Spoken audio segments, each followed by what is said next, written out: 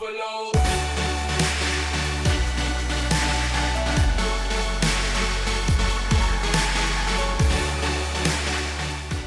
Hey there guys, and welcome. It is Niran here, and today it is time for the FIFA 14 show. Oh, how I am so glad I'm back to make these videos again. Obviously there was not one last week. I wanted to make a demo review, but I couldn't. I've been through that. But anyway, I am back, and in the time that I've been gone in terms of the FIFA 14 show, there has been shed loads, and I mean shed loads of news to talk to you about, mainly involving career mode. That's my ballpark. That's where I enjoy being career mode. When it comes to Ultimate Team, I'm like, meh, I get that sort of, but career mode's where it's at, in my opinion. But anyway, yeah. So, oh man, there's so many new features, right? Firstly, before we get into that, there's a new carryover, next-gen carryover information. So obviously we knew a lot about Ultimate Team. You could transfer your coins, your club items, your players, where you are in terms of division and FIFA points and other things as well. But now we've got online, where your season's progress, trophy room, your pros look or appearance, and your virtual pros accomplishments, and therefore his stat. When it comes to the EASFC, your gameplay catalogue items and all the such like, and catalogue items and all of that. I said that twice, but anyway, yeah, that's all what you've redeemed and everything that carries over.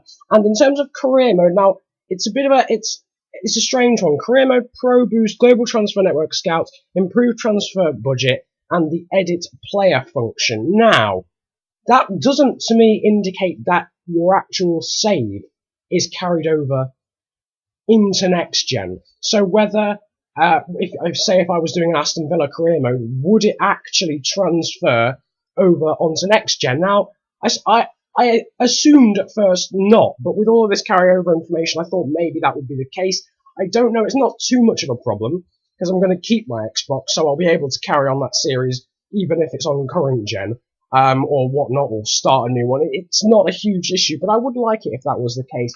But anyway, now the new career mode features and improvements. So let's start off with the fundamentals, right? Basically what we've got is you can disable the first transfer window now, and that's on the career mode setup. So when you're changing, the bit before where you change your manager's name and stuff, I think it's where you can choose to have European competitions in the first season. That screen, added to that now, you can disable the first transfer window so you can keep the teams, the realistic teams, up until January. And I think that's on Football Manager, so that's a nice little thing. Overall and value are hidden for transfer targets, meaning you have to scout them. Now I'll go into the global global scouting network. I'll go into that a little bit more later. And finally, the growth is more subtle for young players, and I'm assuming it's that case for older players as well, because the strange thing on FIFA 13, where if you were older than 32, you just become jelly. Like your stats, I saw players drop like 20 stats in one season. That doesn't happen. That doesn't happen in real life. But anyway, they got rid of that, hopefully. And now also we've got a new interface on career mode, and oh my sweet bejesus, does it look good. It basically looks like the Ultimate Team screen where you have lots of different tiles going on. You've got 5 navigation options now in terms of the main tiles and the main tabs at the top. Sorry, not the tiles. The tiles are within the tabs, if that makes any sense. But the 5 tabs are Central, Squad, Transfers, where obviously you'll have the Global Scouting Network, Office, which will be contracts and youth academies, and Season, which will be all the stats and stuff that you can check out, all the competitions and things. Now, most tiles also have sub-options, so you can use the right analog stick to move across, and stuff like that. That's really cool. Formations can be changed on each tile, and so there's no need to go on to team management. There's a little tile dedicated to formations within the team management tab. And you can just literally flick across, I'm on 4-4-2. Actually, no, I'm going to change to 4-5-1, just use the right analog stick and flick across to that. Now, also, something that hasn't been officially announced, but it seems that way, is when you go on season stats, I mentioned it earlier, on FIFA 13, you used to be able to check the other leagues. But you never used to see the information for those other leagues, you just used to see the table. But I'm getting the sort of idea, the general vibe, that you can actually see stats and who's been performing the best in each league, who's been top scorer. Now that is a key indication, I would have thought, on FIFA 14, because if you're not going to have the overall, you need the stats of the player. With scouting being a lot more involved in buying players, you have to rely on your instincts and on your scouts more rather than just a general overall or stat. I'm imagining that would be quite a key factor in trying to find a new player looking through the other leagues and stuff. So that might be really cool if it's implemented, but I'm not sure. Anyway, there's also a new email screen like on Football Manager that stores all the messages you get from the board, from various people. Also, there's a player.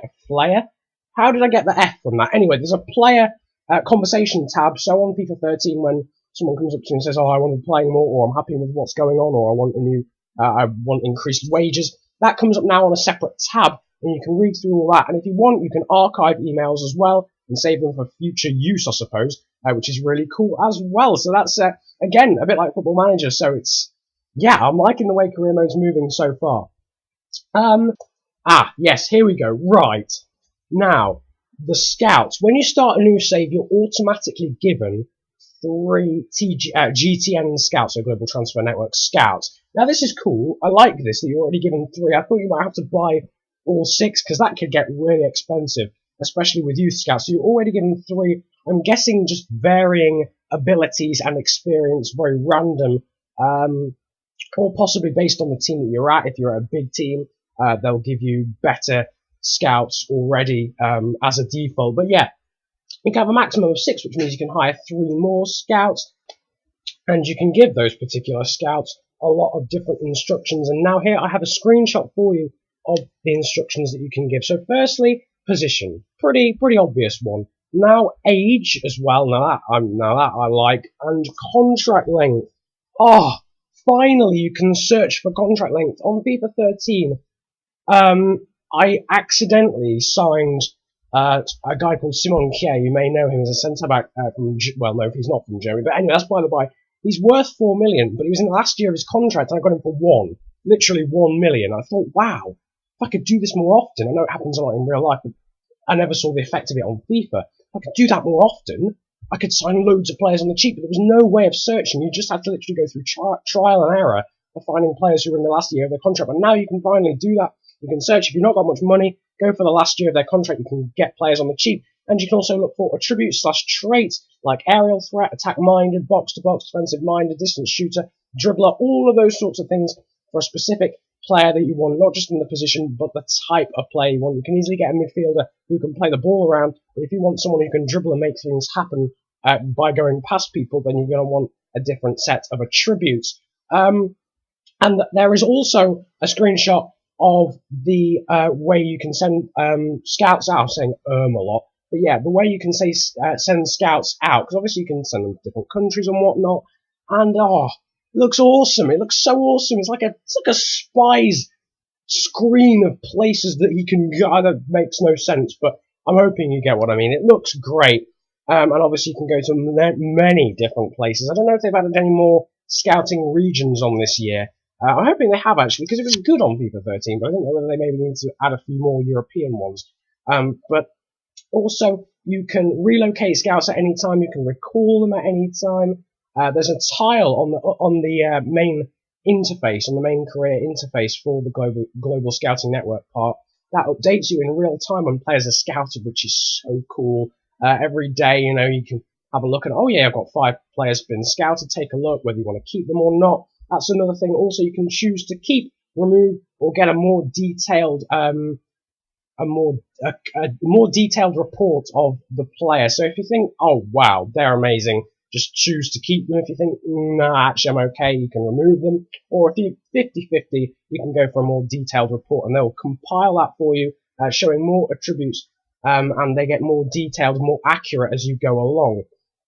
As I said earlier, overall is hidden. You just rely purely on your scouts for how good they are. And youth scouting, which apparently costs £192,000 per 3 months, just throwing that one out there, that's completely separate to the global transfer network thing. Anyway, that is about it. That's all the career mode stuff. I actually wanted to talk about some other things some other little mini things, but I've got to the 10-minute mark now, so I can't really keep going with that. That will be in next week's FIFA 14 show. There are only small things like the full stadium list, a few partnerships, and also, of course, as I've said many times, I would like to make something about the demo, even if it's something to do with the new celebrations, the new, I don't know, new soundtrack, whatever, and some other things like skill moves, and what was the other thing? Skill moves and skill games. You guys just tell me if you want to see that, and I can make some videos for you. Hopefully I can get my PBR running by the start of next week, and I can make those videos for you if you want. Anyway, it's been a pleasure ranting to you today. I'm stuttering a lot in this video, I realise. I apologise for that. Don't forget to like and subscribe if you are new around here. It helps me out a lot. And just before I go, you can now follow the channel on Twitter at officialfng. Not only can you follow us on Facebook, you can now follow us on Twitter too. That is cool. A bit of a Twitter noob, but still, hopefully, I'll do alright. Have a good day, enjoy yourselves, and goodbye. Why can I not drive? How has someone not got me yet? Seriously. Driving like a demented pigeon. Ridiculous.